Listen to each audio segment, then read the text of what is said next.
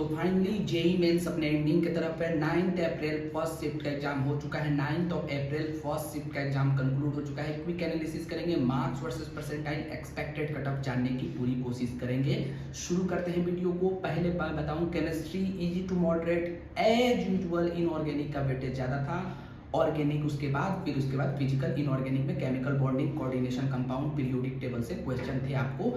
फिर ऑर्गेनिक में एक नेम रिएक्शन से क्वेश्चन था और भी जीओसी से क्वेश्चन नहीं था। ऐसे ऐसे चैप्टर्स को बेसिक क्वेश्चन थे, कोई ज़्यादा बहुत टफ नहीं था। पेपर इजी टू मॉडरेट था। ऑर्गेनिक का फिजिकल में मोल से सवाल थे, केमिकल काइनेटिक्स से सवाल थे, केवल 4 से 5 ही सवाल थे। अगर बात करें फिजिक्स की, तो फिजिक्स इस बार इजी टू मॉडरेट फिर ज़्यादा हुआ दिख रहा है। थोड़ा सा मॉडरेट साइड रहेगा, थोड़ा सा मॉडरेट की तरफ जाएगा, क्योंकि थोड़े से कुछ क्वेश्चन ट्रिकी थे। कल के पेपर में ट्रेंड चेंज हुआ था। कल के पेपर में फिजिक्स एक्चुअली ठीक आया था, ट्रिकी आया था, मॉडरेट आया था। बट इस बार फिजिक्स फिर से इजी टू मॉडरेट की तरफ ज़्यादा हुआ दिख रहा है। कुछ क्वेश्चन ट्रिकी थे, इसलिए मैं इसको थोड़ा सा मॉडरेट साइड रख रहा हूँ, बस थोड़ा सा ही।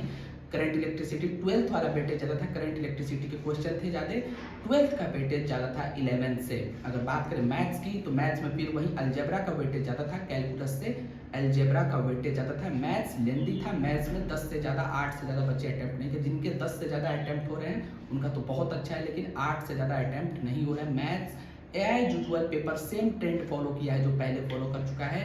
ऐसा कुछ नहीं होगा। टफर साइड पेपर है, जेई मेंस एंडिंग की तरफ है, लेकिन टफर साइड पेपर बिल्कुल नहीं गया है।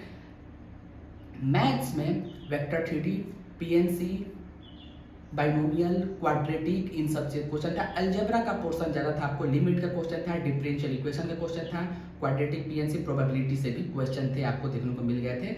मैथ्स में अलजेब्रा का पोर्शन ज़्यादा रह रहा है। तो यार अब बस एक शिफ्ट का एग्जाम बचा है, अच्छे से चैप्टर्स को रिवाइज करके जाओ, अच्छे से रिवाइज करो, बस अच्छे से मेंटल कंडीशन रख कर। और पेपर इजी टू मॉडरेट ही आ रहा है। बस फिजिक्स में फॉर्मूलाज, केमिस्ट्री की टू मॉडरेट, एनसीईआरटी की इनऑर्गेनिक और ऑर्गेनिक का, फिजिक्स में फॉर्मूलाज और कंसेप्ट, और मैथ्स में सिलेक्शन ऑफ क्वेश्चन अच्छे से करो, पेपर हो जाएगा। अगर बात करें मार्क्स वर्सेस परसेंटाइल की, तो 99 परसेंटाइल इस शिफ्ट में 9 अप्रैल फर्स्ट शिफ्ट में 190 से 195, 98 परसेंटाइल 180 से 185, 97 परसेंटाइल 170 से 175, 96 परसेंटाइल 160 से 165, 95 परसेंटाइल 150 से 155, 93 परसेंटाइल 94 परसेंटाइल 140 से 145, 93 परसेंटाइल 130 से 135, 92 परसेंटाइल 120 से 125, 91 परसेंटाइल 110 से 115 और 90 परसेंटाइल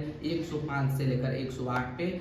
अगर ओवरऑल कटअप की बात करें, तो कटअप इस बार सारे शिफ्ट का एनालिसिस करने के बाद ये दिख रहा है कि कटअप इस बार ज़्यादा ही जाएगा, क्योंकि पेपर इजी टू मॉडरेट ही रहा है, तो कटअप बढ़ेगा।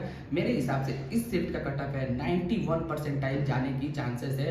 91 परसेंटाइल मैक्सिमम जा सकता है इस शिफ्ट का कटअप ओपन कैटेगरी के एडवांस के लिए, और सारे शिफ्टों का कटअप 90 से ऊपर ही जाने के चांसेस है, क्योंकि पेपर इजी टू मॉडरेट ही रहा है। कुछ इंपॉर्टेंट चैप्टर्स की बात करें, तो ऑर्गेनिक, इनऑर्गेनिक, एनसीईआरटी, मैथ्स में वेक्टर थ्योरी, स्टैटिस्टिक्स, ट्रिग्नोमेट्रिक वाला पोर्शन करना, रिलेशन फंक्शन कर लेना, quadratic, sequence and series, matrix determinant, PNC, probability, इन सब से क्वेश्चन आ रहे हैं। तो एक दो क्वेश्चन इसमें से अगर हो जाए, 2-3 क्वेश्चन, तो बहुत अच्छा है। कैलकुलस का वेटेज कम रह रहा है। फिजिक्स फॉर्मूला बेस्ड और कंसेप्चुअल रह रहा है। कंसेप्ट को अच्छे से याद कर लेना, देख लेना। एक ही शिफ्ट बचा है बस। All the best, thank you so much for watching. और सारे ऑनेस्ट रिव्यू के लिए, करेक्ट इन्फॉर्मेशन के लिए, जेन्युइन इन्फॉर्मेशन के लिए चैनल को सब्सक्राइब करो। Wish you all the best for next shift and JEE advance. अब जेई एडवांस पर फोकस करो, और अदर ऑप्शंस को, जिनके भी मार्क्स कम है, और अदर ऑप्शंस को ट्राई करना बिल्कुल ना भूले। अच्छे से एग्जाम देना है उसका भी, उसमें भी बहुत सारे बेस्ट कॉलेज हैं, मैं आपको बताऊंगा। Thank you so much for watching.